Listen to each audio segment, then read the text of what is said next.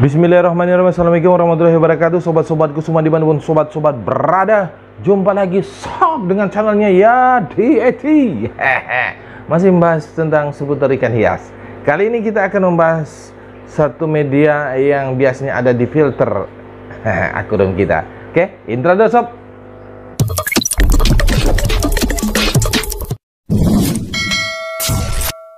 Baik sobat-sobat semua, ini kita akan membahas ini. Karbon aktif atau arang aktif ya. Kita unbungkus dulu ya ini. Dalam ini yang murah nih ya. Ada yang mahal sih ya, yang pakai kotak itu mahal biasanya ya. Kalau yang murah seperti ini, bokek juga nih. Ini kalau yang murah seperti ini biasanya di dalamnya itu ada campurannya, ini pernah saya bongkar sih ya. Ada campurannya batu diolit ya. Tapi kadarnya sedikit lah ya. Artinya kalau pakai garam ikan juga tidak masalah ya, karena kadarnya sedikit. Yang jadi masalah itu kalau batu diolitnya banyak tuh. Jadi kadar batu diolitnya banyak, kalau kita masukkan garam ikan, nah itu berbahaya. Kalau saya ini sudah lama menggunakan ini, karena bokeh juga sih. Pernah sih menggunakan yang mahal juga dulu ya. Tapi cuma sekali ya. Inilah ya. Oke, kita buka dulu sobat-sobat semua isi dalamnya ya. Ya, ini dia berbentuk seperti ini. Oh, putih ya.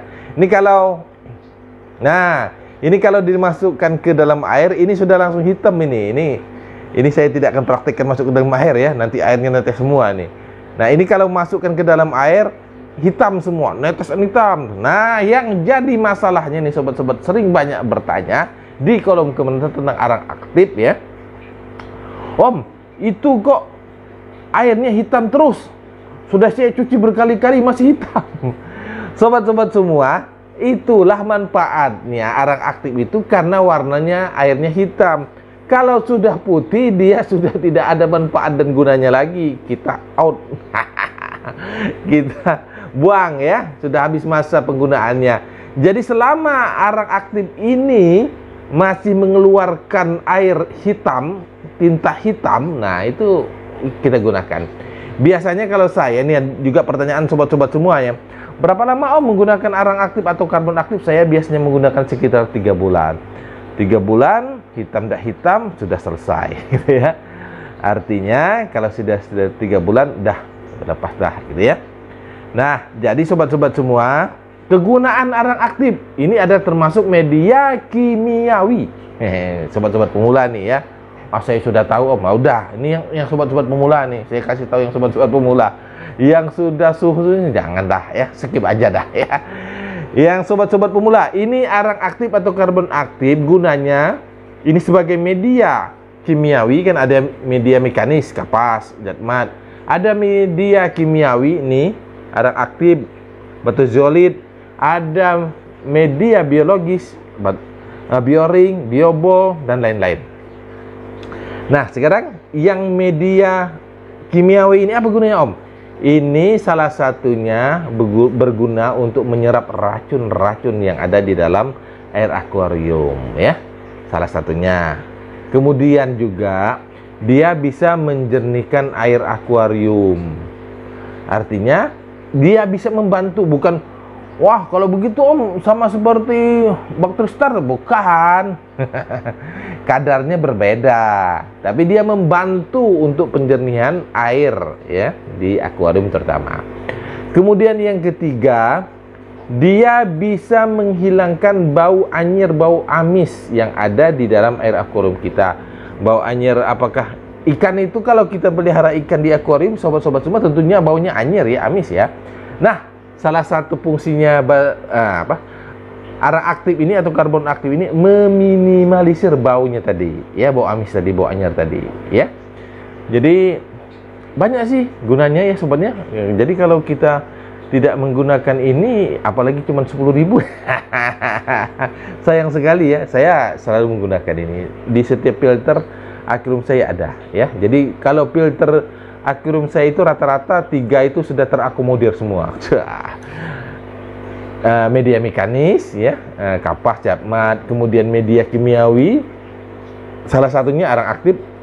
Dia kan ada arang aktif dan batu diolit, cuma arang aktif. kemudian media biologis. Nah, hasilnya ini nih, menjernihkan air. Jadi salah satu fungsi untuk menjernihkan air akuarium adalah arang aktif ini. Salah satu fungsi dari arang aktif ya, untuk menjernihkan air akuarium. Om, air saya kok nggak jernih ya. Nah, salah satunya pakailah ini gitu ya. Om, air saya bau. Nah, salah satunya pakainya ini ya. Indoor bukan. Ya, ini hanya memberitahukan kepada sobat-sobat pemula semua ya, bahwa dalam media filter kita, di filter akuarium kita atau filtrasi kita, salah satunya harus ada media kimiawi ini.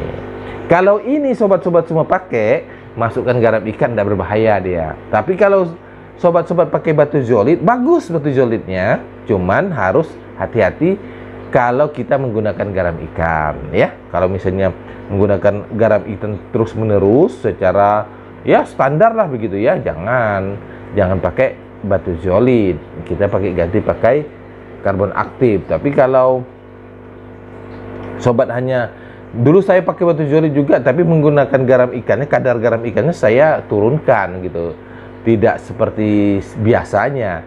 Nah, alhamdulillah aman ya. Tapi kalau kita standar garam ikan yang kita pakai, sementara di filtrasi kita ada batu zolit, nah itu berbahaya karena dia bekas batu zolit itu bekas menyerap amoniak, begitu ada garam ikan dilepaskan lagi dia, itu berbahaya.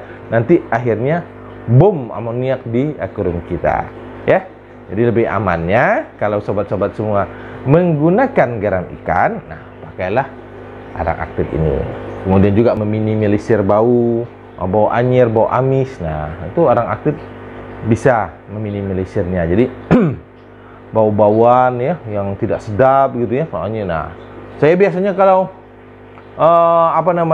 baunya itu bekas ada ikan sakit ya kan, kemudian kita kuras kan ya, ada, atau ada ikan mati kita kuras ya kan.